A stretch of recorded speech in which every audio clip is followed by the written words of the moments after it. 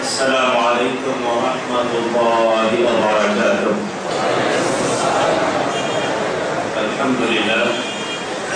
الحمد لله تعالى القدير، أحمده سبحانه، له الدنيا والآخرة وإليه المصير. والصلاة والسلام على نبينا وإمامنا وقائدنا وقدوتنا محمد عليه وعلى آله وأصحابه وأزواجه وذرياته وعلى من تبعهم بإحسان إلى يوم الدين. اللهم اجعلنا معهم بمنك وكرمك يا أكرم الأكرمين. أما بعد. মসজিদ বাইতুল হক ও মাদ্রাসা দারুস সুন্নাহ কমপ্লেক্স কর্তৃক আয়োজিত রমাদানের গুরুত্ব ও তাৎপর্য শীর্ষক আলোচনা ও ইফতার মাহফিলের জনাব সভাপতি আমার অনেক দিনের পরিচিত বন্ধুবর ডক্টর মোহাম্মদ রইসুদ্দিন ভাই, প্রধান অতিথি, বিশেষ অতিথি, কথিত আলোচনা করব। বিশেষ করে আমার আগে যিনি বক্তব্য রাখেন আমাদের শিক্ষক, যদি সরাসরি আমি তার কাছে পড়িনি, কিন্তু বয়স, জ্ঞান, গুণে ওনারাই আমাদের শিক্ষক, ওনারা আমাদের সনদ, ওনাদের থেকেই তো শিখে আমরা বলি। এমনি প্রফেসর ডক্টর আজহারউদ্দিন স্যার কোথায় বিশ্ববিদ্যালয়ে আসে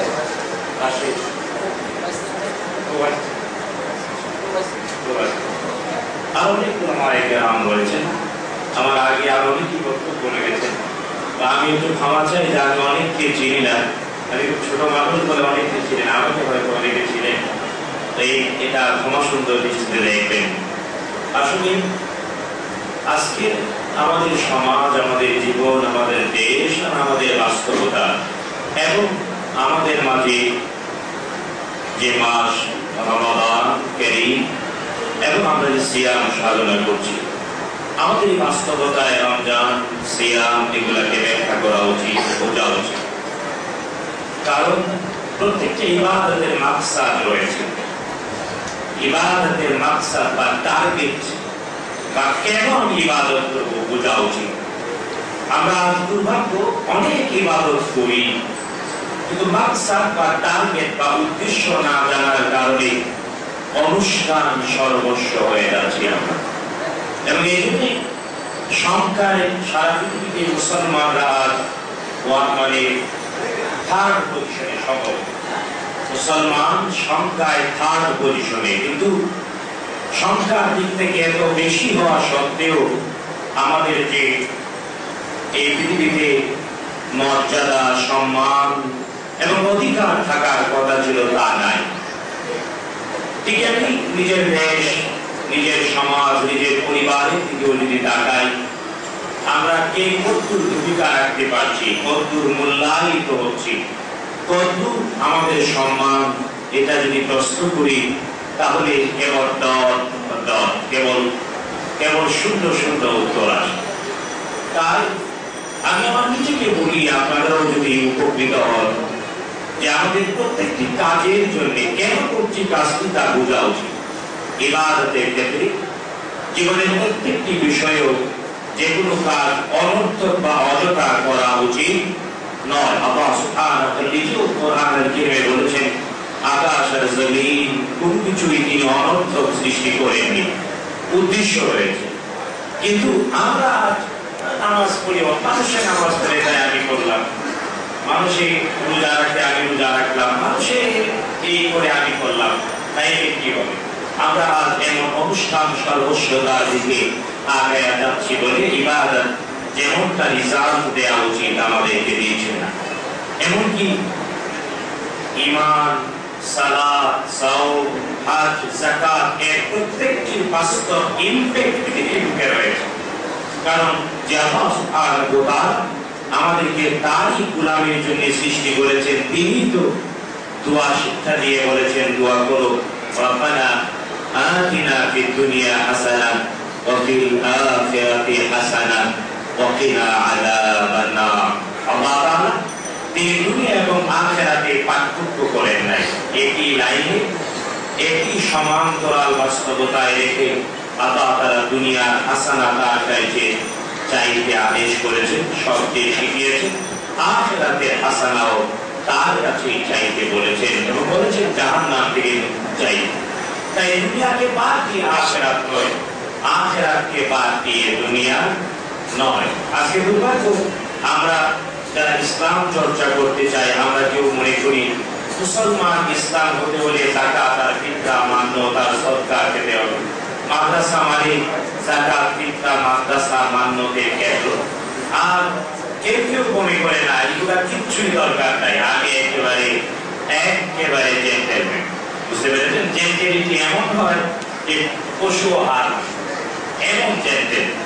তো দুই জায়গায় পরস্পর বৈপরীত্যমূলক বাস্তবতায় দুনিয়াকে আলাদা করা অথবা আখিরাতকে আলাদা করা, অথবা আখিরাতকে খাটো করা অথবা দুনিয়াকে খাটো করা, এই যে ভুল আমাদের জীবনে রয়েছে, দর্শনে রয়েছে, ফিলসফিতে রয়েছে, এটা আমাদের প্রত্যেকটি ইবাদতকে খাটো করে দিচ্ছে। আর এই জন্যই আজকে আমরা প্রতি বছর একবার রোজা রাখি, সাউম পালন করি, কিন্তু এর যে বাস্তব রেজাল্ট আমাদের জন্য তা হচ্ছে না। কিভাবে হচ্ছে না? মুহাম্মদুর রাসূলুল্লাহ সাল্লাল্লাহু তাআলা আলাইহি সাদ করছেন, একজন রোজাদার যদি সে রোজা রাখে আর একজন দুষ্ট লোক তাকে গালি দেয়, রোজাদার বলবে আমি কিন্তু রোজাদার। তাকে কেউ হত্যা করতেও আসে, বলবে আমি কিন্তু রোজাদার। তার মানে হত্যা করতে আসছে, অন্তরকে হাত ভেঙে দেওয়ার জন্য প্রতিবাদ করবে না, বলবে একটা কথায় আমি রোজাদার। এমন রোজা আসেনি, বরং রাস্তাঘাটে চলতে কয় রোজায় ধরছে। আপনাদের বলে কিনা জানি বলে না, কয় রোজায় ধরছে। কারণ ইফতারের টাইম যত ঘনায় আসে মেজাজ তত খিটখিটে হবে, 56 হবে। বুঝতে পারেন? এক যুগি যুগি ঝগড়া রাস্তাঘাটে, হুজুররাও এর থেকে পালিয়ে না। রাগ করবেন, মনে করবেন না আপনাদের বলেছি আমরা বার্তা, হুজুররাও আসে।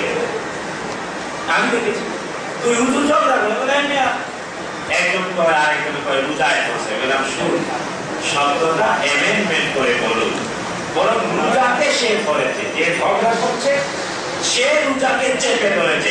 এই বেটা রোজা আমার খাইয়ে দিস না, আমার পান করে দিস না, আমি এরকম করে ধরলাম, এই জন্য 56 হয়ে গেল। বুঝতে পেরেছে? আসলে যদি রোজায় ধরতো এই ঝগড়া করতে পারত না। কিন্তু এমন রোজা কি, এমন সাউন্ড কি আমাদের মধ্যে আছে? কবি না। শুধু তাই না, বিশ্বনবী মুহাম্মদুর রাসূলুল্লাহ সাল্লাল্লাহু তাআলা আলাইহি ওয়াসাল্লাম বলেছেন, মান লাম ইয়াদা কাওলাল যুরি ওয়াল আমালা বিহি ফালাইসা লিল্লাহি হাজাতুন ফি আন ইয়াদা তাআমাহু ওয়া শারাবাহু। যে মিথ্যা কথা, মিথ্যা কাজ ছাড়তে পারলো না, আল্লাহ তাআলার কোনো প্রয়োজন নাই, সে খাবে না আর পান করবে না। দেখুন না, আজকে আমাদের সমাজে রোজাদার ঠিকই ঘুষ ঠিকই খায়, রোজাদার ঠিকই সুদ ঠিকই খায়, সারাদিন রোজা রেখে রাখবে। এই রোজার কিন্তু দরকার আছে, এমন রোজার কিন্তু প্রয়োজন আছে? প্রয়োজন নাই। এই জন্য আসলে কেন রোজা, কেন আল্লাহ তাআলা ফরজ করেছেন? শুধু তাই না, আমাদের উপরই ফরজটা। এই সিয়াম অতীতের সব উম্মার উপরে, সব নবীর শরীয়তে ফরজ ছিল। আল্লাহ সুবহানাহু ওয়া তাআলা ঠিক এইভাবে বলেছেন, ইয়া আইয়ুহাল্লাযীনা আমানু কুতিবা আলাইকুমুস সিয়াম কামা কুতিবা আলাল্লাযীনা মিন ক্বাবলিকুম লাআল্লাকুম তাত্তাকুন। তোমাদের উপরেও ফরজ, তোমাদের আগে যারা ছিল তাদের উপরেও ফরজ। উদ্দেশ্য কি? তাকওয়া যাতে অর্জন করতে পারো। তাকওয়া মানে, আর বাংলায় তাকওয়ার অর্থ করলে হয় নিজেকে সংযত করা, বিরত রাখা, নিজে বিপদ থেকে দূরে চলে যাওয়া, অন্যায় থেকে দূরে চলে যাওয়া।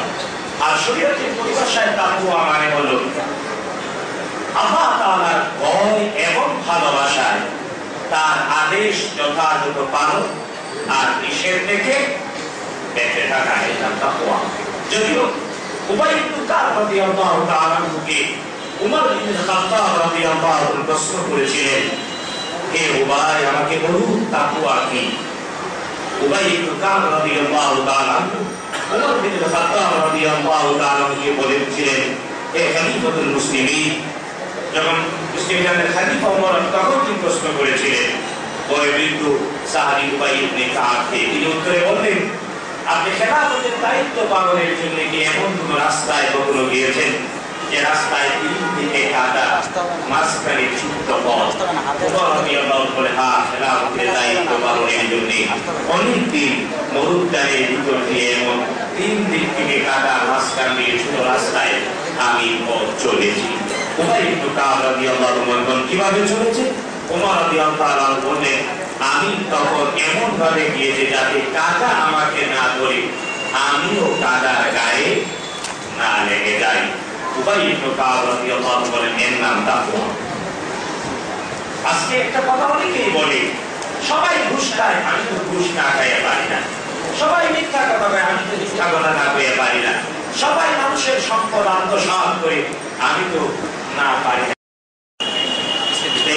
ভুলে যাওয়া উচিত সে মুসলমান হওয়ার দাবি করতে পারে, কারণ সে যে নবীর উম্মত, যে মুহাম্মদুর রাসূলুল্লাহ সাল্লাল্লাহু আলাইহি ওয়াসাল্লামকে রাসূল বলে মানে, তিনি তার সমাজের বিরুদ্ধে নতুন স্রোত চালু করেছিলেন। তার সমাজের সবাই ছিল মিথ্যুক, তিনি ছিলেন সত্যবাদী। সবাই ছিল আমানত ধ্বংসকারী, তিনি ছিলেন আমানতের রক্ষাকারী।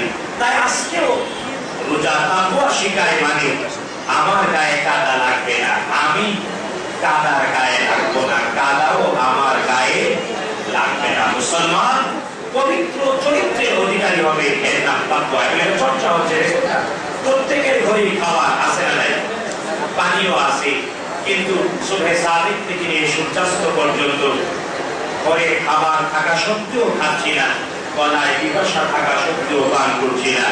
দাম্পত্য জীবনে স্বামী স্ত্রী ঘরে থাকা সত্ত্বেও শারীরিক সম্পর্ক করছে না।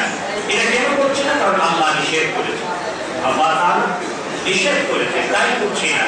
আবার ইফতার সামনে খাবার এই যে পৌঁছে গেল, কিন্তু কেউ খাবে, গলা কাটলেও খাবে, খাবে না, কারণ আল্লাহ তাআলার আদেশ না পাওয়া পর্যন্ত খাবে না।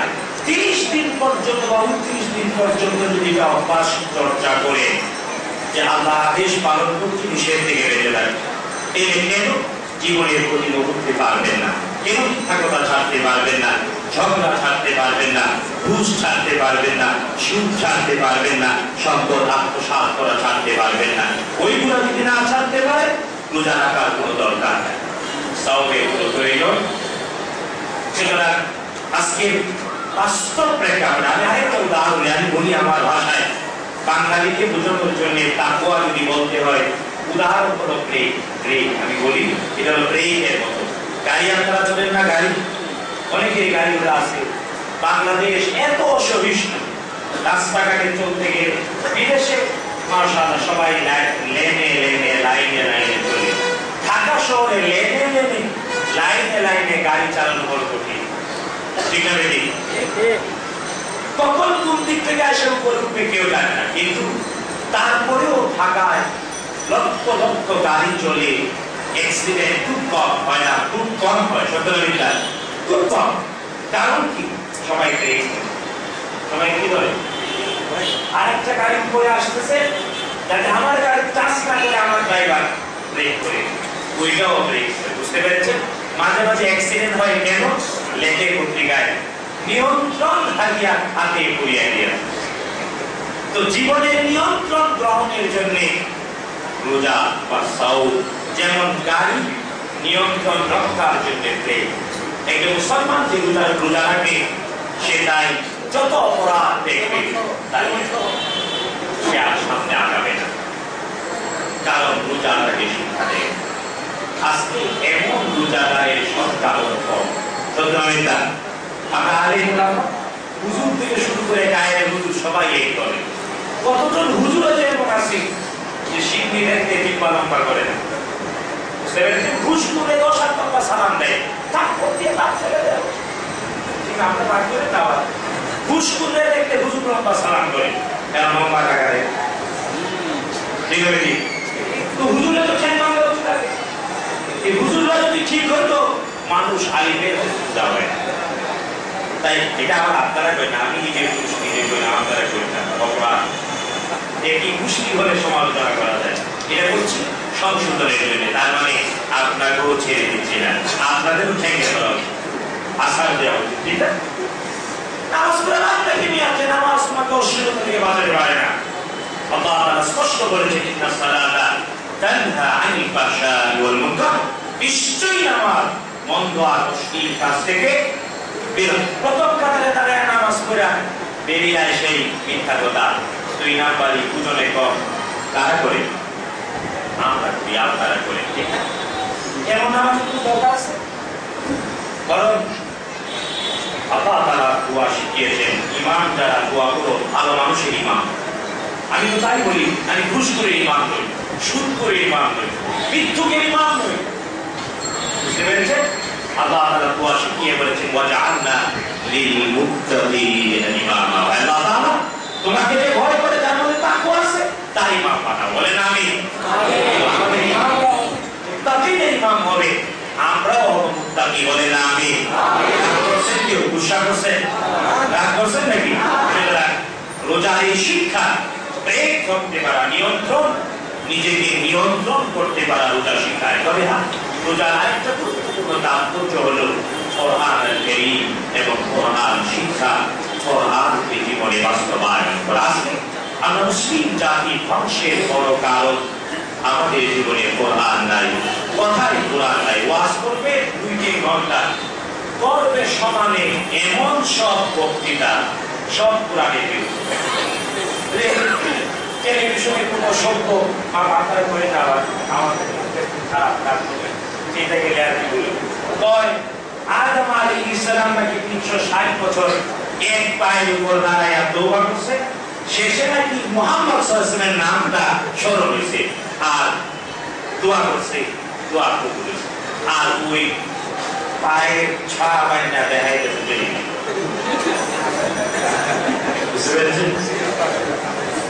আমি বলেছি, কোরআন পড়ো। যে ব্যক্তি কোরআন পড়বে সে তো বুঝবে অমিথ্যু, কোরআনের বিরুদ্ধে কথা। সুতরাং এটার জন্য আমার ওয়াজ করার দরকার নাই, নিজের দায়িত্বে সবাই কোরআন শরীফ পড়া উচিত, কোরআনের কারীমকে অধ্যয়ন করা উচিত, ঠিক আছে? কিন্তু আজ আমরা কতজন কোরআনের কারীম অধ্যয়ন, বরং কোরআনকে শরীফ বানায়া থাকের উপরে রেখেছে, থাকের উপরে বেলের কাপড় দিয়ে কোরআনের অধ্যয়ন আমাদের মধ্যে নাই। কতজন মুসলমান প্রতিদিন, আমি যদি প্রশ্ন করি, এখানে যারা ইফতার করতে আসি, পরিবারের সবাই বিগত এক সপ্তাহে পরিবারের সবাই কোরআনুল কারীম পড়েছে, যদি হাত উঠাতে বলি কয়টা উঠবে? আমাদের মতো মুসলমান থেকে লাভ নেই। আল্লাহ দুনিয়া খালি আল্লাহ নষ্ট করে সে কি জবাব দেবে? সুতরাং যার জীবনে কোরআন হিসেবে মানুষ নয়, আল্লাহ তাআলা কোরআনুল কারীমে নিজে ভালোবেসে সৃষ্টি করা মানুষ, আমরা যারা মানুষ, আমাদেরকে 3টি পরিচয়ে পরিচিত করিয়েছেন। এক নাম্বার, আল্লাহ সুবহানাহু ওয়া তাআলা বলেছেন, অনেক মানুষ দেখতে দেখা যায় মানুষ, আসলে হলো শয়তান। কে বলেছেন? আমি এই 10 নম্বরে থাকতে এই চিন্তা ছিলাম, আসলে 2 পায়া শয়তান। কয়েকদিন গায়ে রাখছিল, হুজুর আপনি মানুষের শয়তান পেলেন? আমি করি নাই, আল্লাহ তাআলা করেছেন। আল্লাহ তাআলার বিরুদ্ধে কেস মামলা করে আল্লাহ সুবহানাহু ওয়া তাআলা সাক্ষাৎ শয়তান, এমনকি জিন শয়তানের আগে 2 পায়া শয়তানের কথা বলেছেন। সুতরাং এটা কোরআনে কারীমে আছে না? আল্লাহ বলেছেন, কেউ কেউ মানুষ, তবে আসলে সবাই মানুষ না, দেখতে শয়তান আছে। শায়াতিনুল ইনসি ওয়াল জিন, মানুষ শয়তান এবং জিন শয়তান। তার মানে শয়তান পরিচয় পাইলাম, এক হচ্ছে শয়তান। আরেক আল্লাহ তাআলা বলেছেন, দেখতে মানুষ দেখা গেলেও ওরা গরু ছাগল ভেড়ার চেয়ে কাল আনআম বাল হুম আদাল, গরু ছাগল ভেড়ার চেয়ে অধিক বেশি। তার মানে একদল শয়তান আর একদল চতুষ্পদ জন্তুর চেয়ে নিকৃষ্ট। কিন্তু হ্যাঁ, আরেক দল আছে মানুষ। কারা ওরা? সূরা আর রহমানে আল্লাহ তাআলা পরিচয় করিয়ে বলেছেন, আর রহমান আল্লামাল কোরআন খালাকাল ইনসান আল্লামাহুল বায়ান, দয়াময় শিখিয়েছেন, কোরআন সৃষ্টি করেছেন, মানুষ এতে ব্যাখ্যা অনেক মুসলিম কেরাম এই কথাটাও বলেছেন সেই মানুষ যে তার জন্মের আগেই শিখে কোরআন কিভাবে তার মা বাবা কোরআন শিখে মা বাবা কোরআনের আইনের অধীনে চলে মার বাবা কোরআন তেলাওয়াত করে জন্মের আগে বাচ্চাই তার কোরআন শুধু তাই না মা বাচ্চাকে গর্ভে নিয়ে যখন কোরআনের তেলাওয়াত করে কোরআন সুন্নাহ অনেক আগে বলেছে বিজ্ঞান করে খুঁজে পেয়েছে কথাটা সত্য মায়ের পেটের সন্তান মা যা যা করে তা শুনতে পায় কারণ আগে কান উৎকীর্ণ হয় দেহের ভিতরে আগে কি হয় কান তাই মা যা বলে শুনতে পায় এখন আমি বলি মা তো পেটে বাচ্চা লইয়া রবীন্দ্রসঙ্গীতের পেন পেনানি শুনেছে এই জন্যে পেট থেকেই নাচ হয়ে বেরিয়েছে পেট থেকে কি হয়ে বের হয় না আগেরটা বাদিয়ে দিলাম দিলে আমার অনেকের গায়ে লাগে বুঝতে পেরেছেন তো যদি সত্যি মানুষ হওয়া যায় কোরআন আল কারীম ছাড়া বিকল্প আল কোরআন আল কারীম দুনিয়ায় লাগবে আখিরাতেও লাগবে কবরেও লাগবে সুতরাং এটা দেখুন আজকে আল কোরআন আল কারীম গ্রহণ করো আল কোরআন মানো আল কোরআন অধ্যয়ন করে কথা কি বলা হয় অনেক দুষ্ট লোকজন আছে এগুলা নিয়ে মশকরা করে আবার অনেকে করে জিহাদি কিতাব কোরআনের নাম কি জিহাদি কিতাব জিহাদি কিতাব হ্যাঁ সত্যি কোরআন জিহাদি কিতাব শয়তানদের বিরুদ্ধে কাদের বিরুদ্ধে কারণ আল কোরআন আমাদের শিখিয়েছে পাঠ করতে আউযু বিল্লাহি মিনাশ শাইতানির রাজিম যেখানেই শয়তান সেখানেই কার কাছে আশ্রয় চাইবে কিন্তু আমরা তো শয়তানের সাথেই বসবাস নিজের ভিতরে শয়তান আছে না নাই তাই সব শয়তান ফেরাই দিতে হবে পারবে তো ইনশাআল্লাহ পারবে আল্লাহ আর খোদা আল কোরআন আল কারীম কে দিয়েছেন দুনিয়ার জন্যও লাগবে পরকালের জন্যও লাগবে কিন্তু সমস্যাটা এমন হয়েছে দুনিয়াতে কোরআন লাগবে একটা একটা করে ভেঙে ভেঙে যদি বলি কিছু লোকজন ভুল বুঝবে কিছু লোকজন পক্ষে আসবে কেউ আবার মামলা দেবে পরিস্থিতিটা বড় কঠিন তাই একটু সুবিধা দিলাম এই ব্যাপারে নাই বা বললাম সুবিধা নেওয়া যায় না একটু সুবিধা দিলাম একটা জিনিস বলতে চাই ভাই তুমি যে দল করো যে মতি করো যে জাতি জিন্দাবাদ মুর্দাবাদ দাও মরা লাগবে না লাগবে না কারণ সব শয়তানদের বড় শয়তান ফেরাউন দুনিয়াতে বেঁচে থাকবে পেরেছে শুধু তাই না মালাকুল মউত মাত্র এই পৃথিবীতে 3 জনের কাছে এসে অনুমতি চেয়েছেন 2 জনের কাছে লজ্জা পেয়েছেন একজন পিটনি দিয়ে পিটনি বিশুদ্ধ ঘটনা আদম আলাইহিস সালাম 950 বছরে মালাকুল মউত আসলে আদম বলেন ইসলাম করে যাও 50 বছর বাকি আছে আদম তুলে গেলেন আল্লাহ বললেন পরে তুলে থাকতে দাও 1000 বছর বয়সে আর কি করবে না মুসা আলাইহিস সালাম মালাকুল মউত আসলেন দেখায় দেয় বললেন মালাকুল মউত এমন জুড়ে থাপ্পড় বসলেন মুসা আলাইহিস সালাম মালাকুল মউতের চুপ অত আর গল্প গল্প নয় সত্য ঘটনা কোরআন আল কারীমের বই বিশুদ্ধ হাদিস মালাকুল মউত আল্লাহ কেমন ধইরা খাইলা কি আল্লাহ তাআলা বললেন আদম রেখে কত যা এই জন্য বলি মুসা আলাইহিস সালামের মতো আলেম ওলামা থাকা উচিত আলেম ওলামা মুসা আলাইহিস সালামের মতো ব্যক্তিত্ব থাকা উচিত অসম্পকে থাপ্পড় মারার যোগ্যতা থাকা উচিত ঠ্যাঙ্গে ধরে আসার দেওয়ার যোগ্যতা থাকা উচিত কারণ এই ভিসা বেড়াল মার্কা মৌলবি হলে দরকার নেই ইসলামের কথা মুসা আলাইহিস সালামের মতো স্টেমিনে থাকা উচিত মালাকুল মউত পিটি খায়া এবার সুজা হয়ে আসে কই মুসা আলাইহিস সালাম আল্লাহ তাআলা বলছে তুমি বকরিবার গরুর পিঠের উপরে হাত রাখো, যতগুলা লোক আগে নিতে বলবে তত বছর পারবা। তারপরে যেহেতু বড় নেত্রী বলছে তাই আর বাঁচতে মুহাম্মদুর রাসূলুল্লাহ সাল্লাল্লাহু আলাইহি ওয়াসাল্লাম মালাকুল মউত এসেছেন জিবরিল আলাইহিস সালামের সাথে। আর ইদ্রিস আলাইহিস সালাম তিনি মালাকুল মউতের সাথে বন্ধুত্ব বেঁধেছিলেন। এই পৃথিবীতে আর কাউকে মালাকুল মউত জিজ্ঞাসা করবে না, ওকে চিঠিও দেবে না। দেবে তখন করবো জানি না, যত নেতা পেতা দল পর যাই করে মরতে হবে না, হবে না? গুরুরা মরছে না, মরে নেই? আগে এরা তো মরছে, এরাও তো মরবো। আমি তুমি শুনো, মাঝখান দিয়া সহজ একটা ওয়াজ করি কোরআন আর কারীমের ব্যাপারে। বন্ধু তুমি যাই হও, কোরআনকে জিহাদি কিতাব কও আর মামলা দাও, কামলা দাও, যাই দাও, শুনো মরতে হবে না। মরলে পরে কবরে দুইটা অথবা ছোঁয়ার আগেই তোমাকে ডিভিশন দেবে কি দেবে না এটা নিশ্চিত করার জন্য প্রশ্ন করবে, করবে না করবে না? এবার আমাদের সমাজে সবাই খালি তিনটা প্রশ্ন, কিন্তু আসলে প্রশ্ন করবে কয়টা? কয়টা? এবং আসল প্রশ্নে প্রশ্ন করে মানলাম তোমার ওকে। এবং বলেন বাংলাদেশে কত দল বলে আপনি যত যেই ভুল থাকে প্রশ্ন করবে না?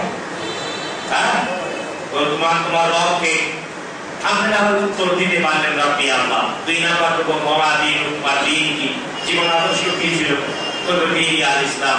তিন নাম্বার মোহাম্মদ ছিল না হয় চিনলেন, কিন্তু আরেকটা আছে, কইব ঠিকানা দিয়ে দাও, কেমনে কইলা তোমার রব আল্লাহ, কেমনে জানলা তোমার দিন আল ইসলাম, কেমনে জানলা তিনি মুহাম্মদ সাল্লাল্লাহু, ঠিকানা দিয়ে দাও। তখন যে তিনটি প্রশ্নের উত্তর দিতে পারবে অথবা দিতে চাইবে, সে চতুর্থ প্রশ্নের উত্তরে বলবে আমি কোরআন তেলাওয়াত করেছি, বিশ্বাস করেছি, আমল করেছি, তাই দিতে পেরেছি। তাই কোরআন আল কারীম লাগবে না লাগবে না? নাকি হুজুর সব গুল্লা একসাথে দিয়ে দেবে? হুজুরের খবর নাই, হুজুরই মালাকুল মউত তার মুনকার নাকির দেখলে ঠিক থাকবে না, পাইলে বাইরেই খবর। বুঝতে পেরেছেন? আছে অনেক কয় পাইলে তুমি বেশি কথা, আমার বেশি কথা কও, শুনো এরা তো কপাল পুরা, আমরা তো জান্নাতের দরজা পর্যন্ত আগে দিই, ঢুকতে পারে না কপাল পুরা। এরপর কপাল পুরা হুজুরও আছে, কপাল পুরা পান্ডিতও আছে না নাই? সব কপাল পুরারে বলি, যদি সত্যি চিরন্তন চিরস্থায়ী জীবনে সুখী হতে চাও, ধরো কোরআন আল কারীম, বিশ্বাস করো যথাযথ, এবং কোরআন আল কারীমকে আমল করো। কোরআনকে জিহাদি কিতাব কইয়া মামলা দিও না, কারণ তুমিও মরতে হবে না, হবে না? হাদিসে অপরাংশে রয়েছে যে প্রশ্নের উত্তর দিতে পারবে না তাকে ফেরেশতা প্রশ্ন কেন দিতে পারো নাই, সে বলতে আফসোস আমি কোরআন আল কারীম পড়ি নাই, বিশ্বাস করি নাই, আমল করি নাই। এই রমাদান কারীমের মধ্যে কোরআন আল কারীম আল্লাহ নাযিল করেছেন। আজকে আমরা সবচেয়ে বেশি ঘৃণিত অথবা অপমানিত অথবা অধিকার বঞ্চিত, কারণ আমাদের মধ্যে আল কোরআন আল কারীম নাই। শুধু তাই না, আমরা যারা মুসলমান বলে দাবি করি, বিরাট একটা অংশ আছে প্রচার করে কোরআন খুব কঠিন, ধরা যাবে না, ছোঁয়া যাবে না, খালি হুজুররা পড়বে, আর মল্লে করে সবিয়া পড়াবে, আর মাদ্রাসার ছাত্ররা পড়বে, আমরা পড়াবো। অথচ আল্লাহ সুবহানাহু ওয়া তাআলা কোরআন আল কারীমের সূরাতুল কাহফ এর মধ্যে 4 বার বলেছেন ওয়ালাকাদ ইয়াসসারনাল কুরআনা লিযিকর ফাহাল মিন মুদ্দাকির। আল্লাহর কথা সত্য না মিথ্যা? আল্লাহ তাআলার কথাটাই সত্য। সুতরাং আজকে সবাইকে তাবলীগে নেমে যাওয়া উচিত কোরআন আল কারীম নিয়ে, আল কোরআনের তাবলীগ করা উচিত, আল কোরআনকে পৌঁছে দেওয়া উচিত সবার ঘরে ঘরে, সবার ঘরে ঘরে বারবার পড়া উচিত, বোঝা উচিত। তাই মানুষ নিজের থেকে নিজে সংশোধিত হবে, নিজেও জাহান্নাম থেকে রক্ষা পাবো, দুনিয়ায় সফল হব, আখিরাতেও সফল হব। কিন্তু আমি যদি বলি আমার নিজেকে আপনাদের সবাইকে কে কে রাজি আছে আজকে এই মুহূর্ত থেকে এই সিদ্ধান্ত, এই তওবা করতে যে রমজান আর যে কয়দিন, কারণ এমন মুসলমান আছে যদি আমি দাঁড় করাই যে কয়জন শুদ্ধ করে আল কোরআন আল কারীম পড়তে পারেন, অবশ্যই খুব কম সংখ্যক।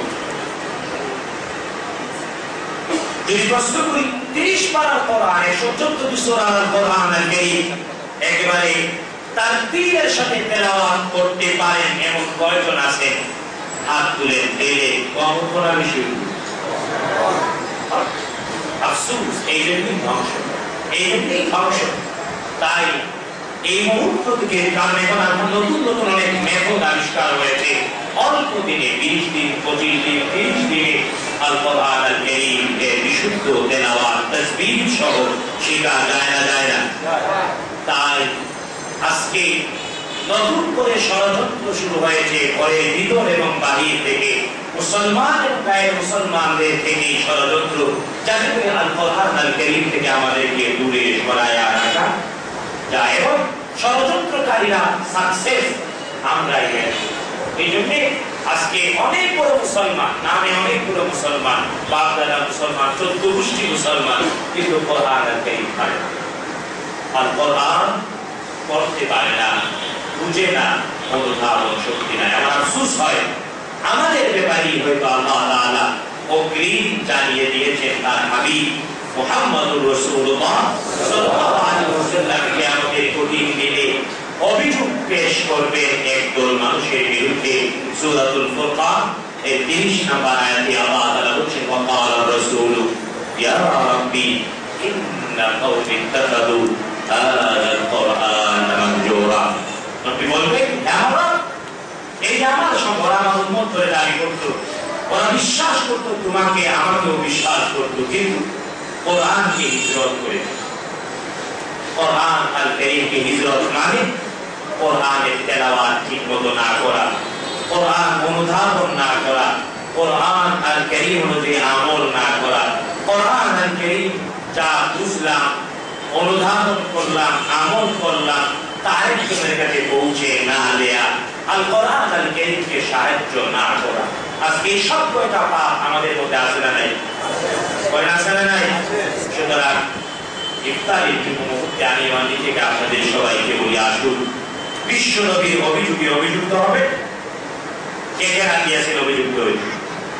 কেউ যেগুলো রাজি নাই, আসুন না তিনি কোরআনকে নিজের সঙ্গী বানাই, নিজেও কোরআনের বন্ধু হই, আর কোরআন আল কারীমকে পড়তে, বুঝতে, আমল করতে, অন্যের কাছে পৌঁছে দিতে এবং আজকে বিশ্ব বাস্তবতায় আল কোরআন আল কারীমকে সাহায্য করি। কারণ আজকে কোরআন আল কারীমকে অবজ্ঞা করা হচ্ছে, অসহায় বানানোর চেষ্টা করা হচ্ছে না। একটা কথা বলি, দেখুন আজকে আমাদের সমাজে অনেক আধুনিক লোকজনকে দেখি, মাশাআল্লাহ, আরে ইসলাম নিয়ে লেখাপড়া করতে এত আগ্রহ, কিন্তু নিজের বাচ্চাটা মাদ্রাসায় দেবে না, নিজের ছেলে, নিজের নাতি নাতনি, আমি বললাম না, ওদের চেন আসলে ভেঙে ফেলা উচিত। এবং অসংখ্য মুনাফিকদের সংখ্যা দিন দিন বাড়ছে।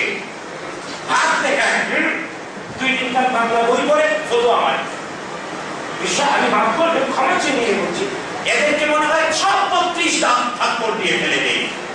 এত কম ভালোবাসা যদি থাকে, নিজের বাচ্চাটা মাদ্রাসায় পড়াও, আলেম বানাও। এমন হবে যে শিক্ষি খাবে না, যাকাত আর ফিতরা খাবে না, শক্ত মেরুদণ্ড নিয়ে সত্যের কথা বলবে, কিন্তু নিজে নাই, ছেলে মেয়ে নাই, আত্মীয় স্বজন দেবে না, আবার হুজুরদের সমালোচনা করে। আছে না নাই?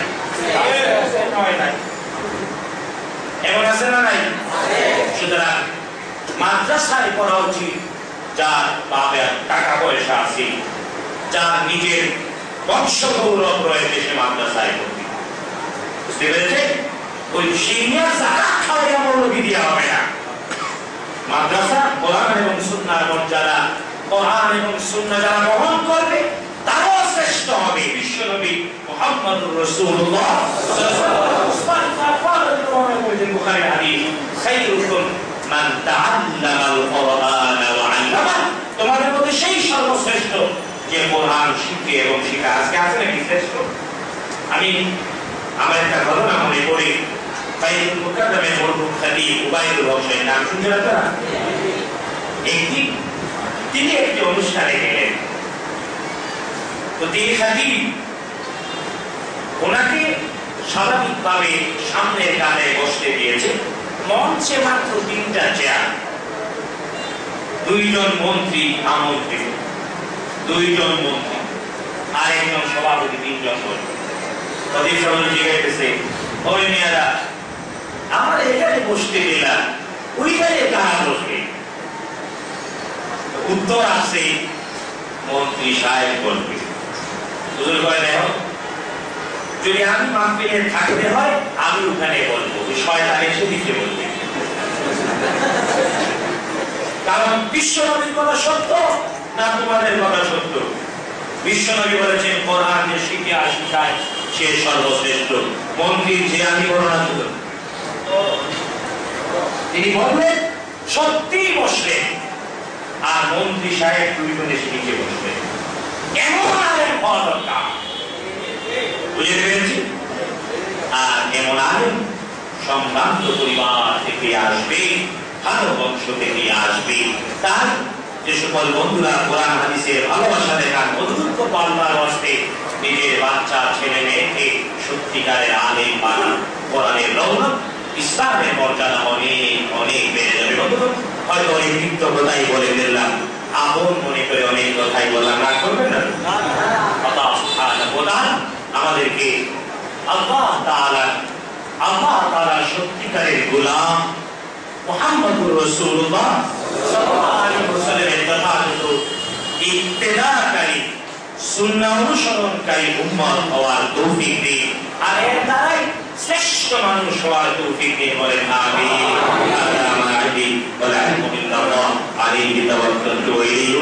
আসসালামু আলাইকুম ওয়া রাহমাতুল্লাহ।